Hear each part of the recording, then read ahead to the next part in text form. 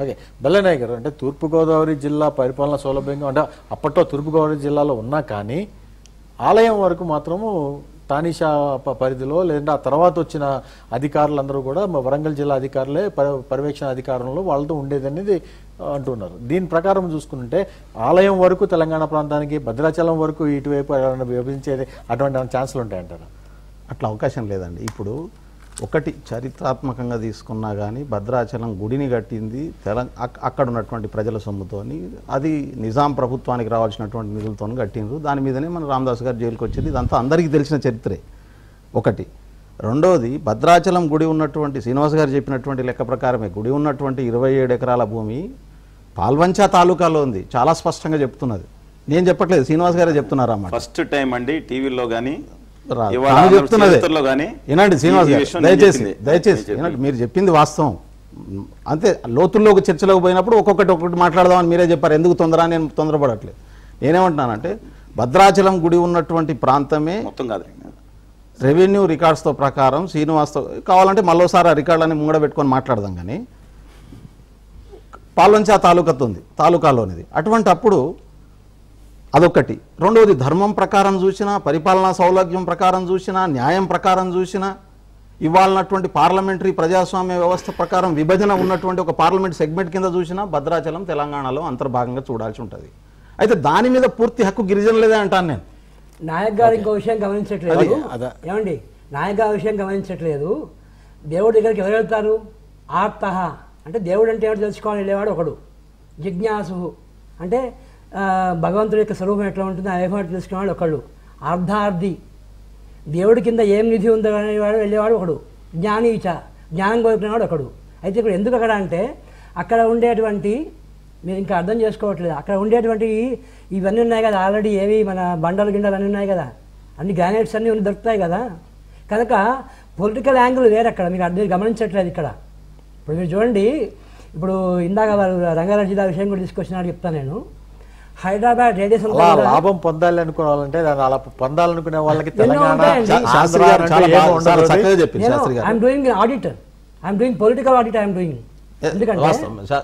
చెప్పింది కరెక్ట్. అక్కడ ఉన్నటువంటి రిచెస్ మినరల్ కావాలి, ఇంకా అక్కడ దాకా పోవట్లేదు మనం. రిచెస్ మినరల్ కావాలి, వాటర్ రిసోర్సెస్ కావాలి, పోలవరం ప్రాజెక్టు కట్టుకోవాలి, అడవి సంపద కావాలి, చాలా ఉన్నాయి భద్రాచలం చుట్టూ. అక్కడ నుంచి ఛత్తీస్గఢ్ నుంచి ఇవన్నీ కూడా భద్రాచలం పేరుతో మొత్తం కొల్లగొట్టే ప్రయత్నం చేస్తున్నారు తెలంగాణ ప్రాంత నిధిని, ఖనిజ నిక్షేపాలని అనేది. రెండోది,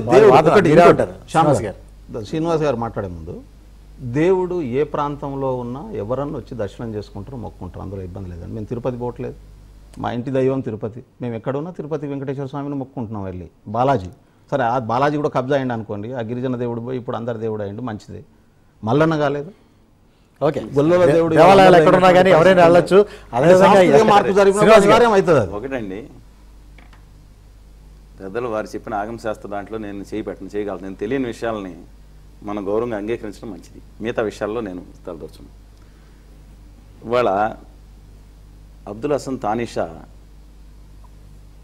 మన కోస్తా కృష్ణా జిల్లాలోని భోగాపురం మల్లేశ్వర దేవాలయానికి ఏదో విరాళం ఇచ్చినట్టు శాసనం ఉంది. కోస్తా, రాయలసీమ, తెలంగాణ అక్కన్న మాదన్న పండిట్ వాళ్ళ మేనల్లుడు, వాళ్ళ చెల్లెలు గారిని గుంటూరు జిల్లా ఇవ్వటంలో ఈ కంచెర్ల గోపన్ గారు ఇక్కడ రావటం జరిగింది. వాళ్ళ పూర్వీకులు ఇక్కడ ఉన్నారు, ఇంకా అక్కడ ఉన్నారు. ఏ ప్రాంతం ఏదనేది ఎక్కడ ఉండదండి. నేను అనేది కాకతీయ రుద్రం 17 కలిసే ఉంది. మొట్టమొదటి నేను చెప్పదలుచుకుంది ఏంటంటే, పోలవరం ప్రాజెక్టు నిర్మాణంలో ఇదంతా ముంపు గురవుతుంది. నెక్స్ట్ పాయింట్ మీరు అందరూ నేను ఒప్పుకున్నా. ఫస్ట్ పాయింట్ ఏంటంటే, తానిషా కాలంలో కూడా కోస్తా రాయలసీమలో మా జిల్లాలో కూడా తానిషా పాలనలో ఉన్నాయి, అన్నీ ఒకటే. మళ్ళీ తానిషా ఇక్కడ చాలా హిస్టరీ క్లియర్గా ఉంటే దాన్ని మనం డిస్ట్రాక్ట్ చేయడం కుదరదు. చాలా స్పష్టంగా ఉంది. తానిషా ప్రాంతం మొదలు క్లారిఫై చేస్తా. తానిషాలో కూడా కోస్తా రాయలసీమ ప్రాంతాలు ఉన్నాయి, తానిషా ముందు ఉన్నాయి, ఆ నిజాంలో ఉన్నాయి, మొగలాయిల్లో ఉన్నాయి. ఇవన్నీ కూడా మా ప్రాంతాలు. హైదరాబాద్ రాజధాని, మాకు గోల్కొండ మా రాజధాని అండి. ఎన్నెన్ని తీసుకొచ్చాము, నిధులు కూడా ఇచ్చాను. అందువల్ల గోల్కొండ మాదే, అదంతా మాదే. అందరితో కలిపి నిర్మించుకున్నాం. కోస్తా, తెలంగాణ, రాయలసీమ అందరి రక్తం శాతంతోనే నిర్మాణం అయింది. అందువల్ల అందరూ ఒకటే. ఫస్ట్ క్లారిటీ వచ్చేయాలి ప్రజలకి. చెప్పండి. నెక్స్ట్ పాయింట్, ఇప్పుడు మీరు ఒకళ్ళని అవతల వాళ్ళని ఒక ఏళ్ళు పెట్టి చూపించి మొదలు 4 వేళ్ళు వస్తాయి.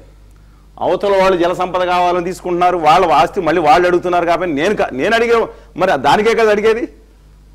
మరి అవతల అడుగుతున్నప్పుడు మరి మేము ఎందుకు అడుగుతున్నాం అనుకుంటారు వీళ్ళు?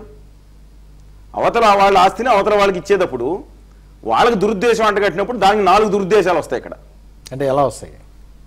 ఒకటండి, ఇవాళ మొదటి పాయింట్ ఏదైతే నేను చెప్తున్నానో, చందా లింగయ్య దొర గారు నీతి నిజాయితీ నిబద్ధతతో ఎవరైతే అక్కడ మనిషీయం రాష్ట్రం కావాలంటున్నారో 100% అది గిరిజన ప్రాంతం. ఈ రాష్ట్రంలో ఎవరికన్నా ఈ రాష్ట్రంలో మొదట రాష్ట్రం అడిగే హక్కు ఉందంటే నిధులు కొట్టేశారండి. వనరులు కొట్టేశారు. వాళ్ళ భాష వస్తుంది. మన్యసీమ రాష్ట్రం అనేది మా మొట్టమొదటి భద్రాచలం రాజధాని. మన్యసీమ అంశం మనం చర్చిద్దాము. అది పోలవరం ప్రాజెక్టు నిర్మాణానికి ఆటంకాలు వస్తాయి కాబట్టే భద్రాచలాన్ని అడుగుతున్నారు సీమాంధ్ర ప్రాంత వాసులు అన్నది వాదన. దాన్ని మీరు ఒప్పుకుంటారా ఒప్పుకోరా? పోలవరం ప్రాజెక్టు నిర్మాణంలో ముంపుకి భద్రాచలం గురవుతుంది. వేలాది మంది గిరిజనులు, వందలాది గిరిజన గ్రామాలు ముంపుకు గురవుతాయి. రాష్ట్ర విభజన జరిగితే ఇప్పుడు ఒరిస్సా, ఛత్తీస్గఢ్ ఏ విధంగా అభ్యంతరాలు వ్యక్తం చేస్తుందో తెలంగాణ రాష్ట్రం కూడా అభ్యంతరం వ్యక్తం చేసి ప్రాజెక్టు నిర్మాణానికి ఆటంకాలు ఏర్పడే అవకాశం ఉంది. కాబట్టి దీన్ని భద్రాచలం మా కలపాలని సీమాంధ్ర అడుగుతుంది అనేది వాస్తవం. ఇదండి మ్యాప్ రాష్ట్ర విభజన అయితే. దీంట్లో ఈ గోదావరి నది ఏదైతుందో, గోదావరి నదికి ఉత్తర భాగంలో ఉంది భద్రాచలం డివిజన్. గోదావరికి దిగువ భాగంలో ఉన్న 3 మండలాలు ఎల్లేరుపాడు, కుక్కునూరు, బోర్గంపాడు అని కొన్ని గ్రామాలు అది తెలంగాణలో ఉంటాయి. మరి అది అడిగితే ఇది ముంపుకి ఎలా కుదురుతుంది? ఇప్పుడు ఏదన్నా లింక్ పెడతాం కాదండి కావాల్సింది. అంటే ఖమ్మం జిల్లా మొత్తం నల్గొండ కూడా అడుగుతున్నారు వాళ్ళు. గోదావరి ముంపు అట్టే అవుతుందా? ఎడంచేత కూడా అవుతుంది కదా. వాస్తవ పరిస్థితులు, భౌగోళిక పరిస్థితులు మనం గమనించాలా. కానీ అటువైపు అవుతుంది, కానీ అటువైపు ప్రాజెక్టు వస్తుంది, అక్కడ ప్రాజెక్టు కావాలి. ఇక్కడ ప్రజలు ప్రాజెక్టు వలన ఉపయోగం ఉండదు, కానీ ముంపుకు గురవుతూ ఉన్నారు. పోలవరం ప్రాజెక్ట్ అనేది దాంట్లో అనేది ఒకవైపే రాదు ముంపు అనేది. అటు భద్రాచలం తాలూకా ఉంటుంది. నేను చెప్పిన 3 ఏదైతే ఉన్నాయో మీకు, కుక్కునూరు, వేలేరుపాడు అండ్ బోర్గంపాడు ఏదైతే ఉన్నాయో ఇటు కూడా ముంపు ఉంటుంది. అందువలన ఇది కూడా అడగాలి కదా మళ్ళీ వాళ్ళ స్వార్థం ఉంటే. 1956 నాడు ఆంధ్రప్రదేశ్ రాష్ట్రం ఏర్పడినప్పుడు ఏముందో అదే అడుగుతున్నా అని మొత్తుకుంటారు తెలంగాణ. శ్రీనివాస్ గారు అటు నుంచి ఇటు తిప్పినా, ఇటు నుంచి అటు తిప్పినా చాలా స్పష్టం వాళ్ళ వ్యూహం. ప్రాజెక్టు నిర్మాణానికి అడ్డంకులు ఏర్పడకుండా చూసుకోవడం అనేటటువంటి వ్యూహంలో భాగంగానే భద్రాచలాన్ని అడుగుతున్నారు. భద్రాచలాన్ని తీసుకెళ్ళి అక్కడ ఏదో అభివృద్ధి చేయాలని గిరిజనుల మీద ప్రేమ, ఇవాళ గిరిజనుల మీద లేనిపోని గొప్ప అభిమానాలు పుట్టుకొస్తున్నాయి. ఈ 50 సంవత్సరాలు 60 సంవత్సరాలుగా ఈ రాష్ట్రంలో ఉన్నారు గిరిజనులు. ఆ భద్రాచలం ప్రాంతం ఉన్నది. ఈ రాష్ట్రాన్ని పరిపాలించినటువంటి ఏ నాయకుడు ఇంతవరకు ఆ ప్రాంతాన్ని అభివృద్ధి చేసినటువంటి పరిస్థితి లేదు. 40,000 మంది గుర్తుకోయాలి వాళ్ళ ఘోరమైనటువంటి జీవితాన్ని ఉన్నటువంటి పరిస్థితి. రోజుకు రెవెన్యూ వాళ్ళు, ఎక్సైజ్ వాళ్ళు ఒకవైపు గూడాలు తలగబెడుతున్నటువంటి పరిస్థితి ఉన్నది. పట్టించుకున్నటువంటి నాయకుడు ఎవరు లేడు ఇప్పటిదాకా. కానీ ఇవాళ వన్యసీమ రాష్ట్రం అనేటటువంటిది కూడా సైంటిఫిక్గా, జాగ్రఫికల్గా అవైలబుల్ కాదు. దాని మీద చాలా స్టడీలు చేసినాం మేము. చేయకుండా అడ్డగోలుగా మాట్లాడట్లేదు. తెలంగాణ ప్రాంతంలో వస్తే ఆ ప్రాంతం అభివృద్ధి చెందే అవకాశం ఉన్నది. పూర్తిగా తెలంగాణ రాష్ట్రంలో ఉంటేనే అభివృద్ధి చెందే అవకాశం ఉన్నది. అది తెలంగాణ రాష్ట్రానికి రావడం అనేది న్యాయమైంది, ధర్మమైంది. కానీ గిరిజన నాయకుడిగా మీరు చెప్పండి, భద్రాచలం అనేది ఇప్పుడు చిన్న ఊరి నుంచే ఒక పట్టణంగా వచ్చింది. ఇది ఇప్పుడు టెంపుల్ టౌన్గా దాన్ని డెవలప్ చేసే ప్రక్రియ కూడా ప్రారంభమైంది. భద్రాచలం అనేది నిజంగా ఒక టెంపుల్ టౌన్గా చేయటం అనేది ఎంత మట్టుకు కరెక్ట్? అక్కడ ఉన్న గిరిజన ప్రజల పరిస్థితులు ఏంటి? అంటే భద్రాచలం నేను టెంపుల్ టౌన్గా చేయడానికి తీవ్రంగా వ్యతిరేకిస్తున్నానండి. ఎందుకంటే టెంపుల్ టౌన్ సిటీగా డిక్లేర్ చేయడం వెనుకనే ఒక కుట్ర ఉంది. అంటే చట్టాన్ని ఓవర్లుక్ చేయడం, అంటే 5th షెడ్యూల్ నుంచి బయటికి తీసుకురావడం, 170 చట్టం ఇంప్లిమెంట్ కాకుండా చేయడం, అక్కడ ఆ టౌన్లో ఉండేటటువంటి గిరిజన హక్కుల్ని పూర్తిగా కాలరాయడం. రాజ్యాంగం ప్రకారం ఇప్పుడు సర్పంచ్ గిరిజనుడు కావాలి, కానీ రేపు టెంపుల్ సిటీ చేస్తే ఆ హక్కు మేము కోల్పోతాం. అక్కడ ఉన్నటువంటి నిధుల నుంచి గిరిజన ప్రాంతాన్ని గిరిజనులను అభివృద్ధి కోసం కేటాయించాలి. అది కోల్పోయేటటువంటి ప్రమాదం ఉంది. అంటే రాజ్యాంగం పరిధి నుంచి తప్పించడం కోసం జరుగుతున్నటువంటి ప్రయత్నం ఇది. దీన్ని ఖచ్చితంగా హామీ ఇవ్వాల్సినటువంటి అవసరం ఉంది. తెలంగాణకు నాయకత్వం వహిస్తున్నటువంటి నాయకులు ఇవాళ 5th షెడ్యూల్ ఏరియాలో ఉన్నటువంటి ప్రాంతాన్ని యాజ్ ఇట్ ఈస్గా కంటిన్యూ చేస్తామని చెప్పి హామీ ఇవ్వాల్సినటువంటి అవసరం ఉంది. అది మార్చే అధికారం హక్కు వీళ్ళకి లేదు. ఎందుకంటే ఒకసారి ఆ గ్రామాన్ని మార్చాలంటే, షెడ్యూల్డ్ ఏరియా నుంచి తీసేయాలంటే పార్లమెంట్లో 2/3 మెజార్టీతో తీయాల్సి ఉంటుంది. అది సాధ్యమయ్యేటటువంటి పని కాదు, అంత ఈజీ కాదు. అయితే టెంపుల్ సిటీగా మార్చడం వెనుక ఉన్నటువంటి రాజకీయ కుట్రను మాత్రం గిరిజన సంఘాలు ఇప్పటికే మేము వ్యతిరేకిస్తున్నాం, దాన్ని ఎక్స్పోజ్ చేస్తున్నాం. అది మార్చడాన్ని రేపు ఆంధ్రప్రదేశ్లో ఉన్నా, లేకుంటే రేపు తెలంగాణలో ఉన్నా, సీమాంధ్ర ప్రాంతంలో ఉన్నా, ఎటుపోయినా భద్రాచలాన్ని టెంపుల్ సిటీగా మార్చడం అంటే భారత రాజ్యాంగం గిరిజనులకి హక్కులు ఇచ్చినటువంటి హక్కుల్ని కాలరాయడమే. కాబట్టి దాన్ని ఎట్టి పరిస్థితిలో ఒప్పుకునేటటువంటి అవకాశమే లేదు, ఒప్పుకో.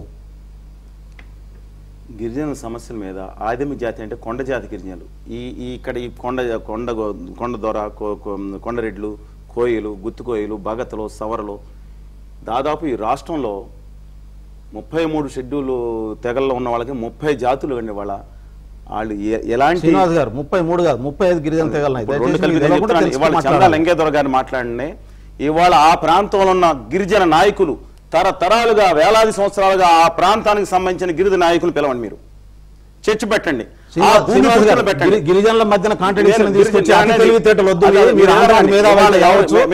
శ్రీనివాస్ గారు దయచేసి మీరు ఏనండి, మీరు చెప్తానంటే ఆంధ్ర మేధావులు సెల్ఫ్ డిక్లేర్ మేధావైతే కావచ్చు కానీ గిరిజన తెగల మధ్యన కాంట్రడిక్షన్ జీవించకండి. మా దగ్గర ఎవరు 90% మాట్లాడుతున్నా వచ్చి ఆడ వలసలు వచ్చి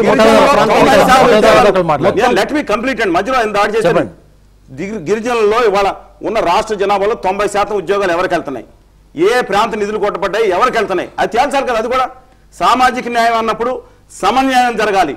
అట్టడుగున వర్గాలకు ఏదైతే తెలంగాణ పోరాటం జరుగుతుందో ఇవాళ నిధులు కోల్పోయిన భద్రాచలం ఇప్పుడు ఉన్న రాష్ట్రంలోనే గిరిజనుల గురించి మాట్లాడమా? మీరు ఆంధ్ర మేధావి కదా, ఆంధ్రప్రదేశ్ లో మాట్లాడండి. మీరు విన్నారు కదా, ఆంధ్రప్రదేశ్ లో ఉన్నటువంటి 35 గిరిజన తెగల్లో ఆ గిరిజన జనాభా ప్రకారం వస్తున్న రాజకీయ పదవులు ఎవరికి పోతున్నాయి, ఉద్యోగాలు ఎవరికి పోతున్నాయి, అదేవిధంగా నీళ్లు ఎవరికి పోతున్నాయి, సంపద ఎవరికి పోతున్నది, ఎవరికి ఎంత వచ్చింది.